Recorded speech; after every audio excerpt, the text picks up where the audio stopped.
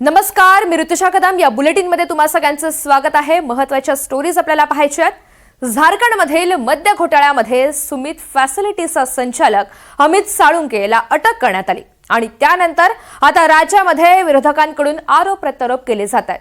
पुण्यामधून अमित साळुंकेला अटक केल्यानंतर आता विरोधकांकडून टीकेचा भडीमार सुरू आहे. मद्य घोटाळ्याचं महाराष्ट्र कनेक्शन समोर येत आहे आणि यातून रुग्णवाहिका घोटाळा पुन्हा चर्चेत आलाय. काय आहे हे प्रकरण आणि काय आरोप होत आहेत पाहूयात या संदर्भातला स्पेशल रिपोर्ट. झारखंड दारू घोटाळ्याचं महाराष्ट्र कनेक्शन. मुख्य आरोपी अमित साळुंखेला अटक. अमित साळुंखेच्या अटकेनंतर आरोपांच्या फैरी. हे सगळे पैसे हे शिंदेकडे वळवले आणि श्रीकांत शिंदे मेडिकल फाउंडेशनकडे वळवले याची चौकशी आता मी करायला सांगतो. त्यातला काही भाग जर एखाद्या मंत्र्याने कमवला असेल तर तो कुठेतरी उडवण्यामध्ये नाहीतर कुठेतरी खर्च करण्यामध्ये सावंत साहेब हे बिझी असतील असं आपल्याला त्या ठिकाणी म्हणावं लागेल. सुमित फॅसिलिटीजचा संचालक अमित साळुंखेला झारखंडच्या रांचीमध्ये अटक करण्यात आली. अमित साळुंखे हा महाराष्ट्रातील आपत्कालीन रुग्णवाहिका खरेदीतील कथित घोटाळ्यातील मुख्य आरोपी. रुग्णवाहिका खरेदीत त्याच्यावर 637 कोटी रुपयांच्या घोटाळ्याचा आरोप आहे. राज्यात 900 रुग्णवाहिका 637 कोटींना खरेदी करण्याचा प्रस्ताव होता.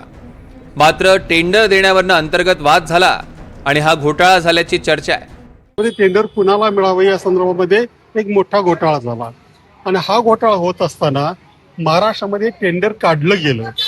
परत हे टेंडर द्यायचं कुणाला, कारण आधी ते बीव्हीजीकडे होतं, त्यानंतर ते यांनाही हवं होतं. पण यांचं राजकीय वजन थोडं जास्त ठरल्यामुळे आणि नंतर दोघांनी एकमेकावर कुरघोड्या केल्यामुळं दोघांमध्ये टेंडर वाटून द्यायचं ठरलं.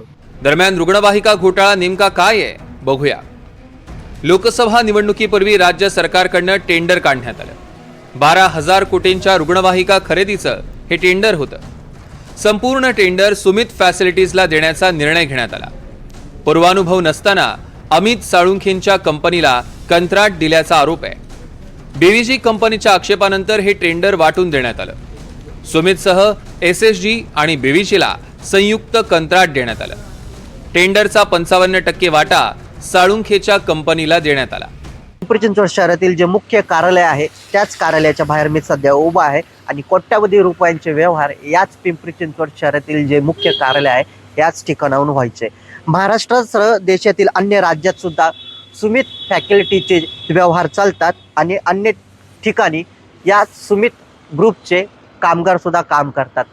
युनिक डेल्टा फोर्स नावाने अनेक ठिकाणी हे कामगार पुरवले जातात. 1992 सालापासून ही सुमित ग्रुप कंपनी कार्यरत आहे आणि 2016 सालापासून संचालक म्हणून अमित साळुंके हा कामकाज पाहतोय. त्याचबरोबर आपण दुसरीकडे पाहिले तर महाराष्ट्रातील जो कथित 12,000 कोटींचा जो ॲम्ब्युलन्स घोटाळा आहे आणि याच ॲम्ब्युलन्स घोटाळ्यामध्ये याच सुमित फॅकल्टी ग्रुपला 55% हिस्सा जी टेंडर प्रक्रिया आहे त्या टेंडर प्रक्रियेमध्ये देण्यात आल्याची माहिती मिळते. आता यावरनं राज्यात राजकीय आरोपांच्या फैरी झडायला सुरुवात झाली आहे. हे जे अमित साळुंके आहेत ते श्रीकांत शिंदे मेडिकल फाउंडेशन जे आहे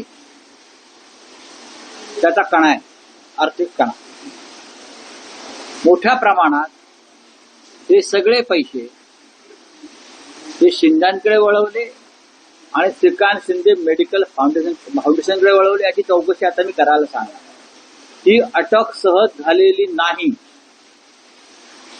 सरकारला या पैशाला कुठे पाय फुटलेत, कोणाच्या खात्यात गेलेत, प्रत्यक्ष अप्रत्यक्ष ते शोधायचं आहे आणि हे धागेदोरे महाराष्ट्राच्या मंत्रिमंडळापर्यंत येत आहेत. हे बघा, साळुंकेंबद्दल पहिला मुद्दा नाही तर पहिल्यांदा हा विषय कोण पुढे घेऊन आलं होतं तर ते मी आलो होतो.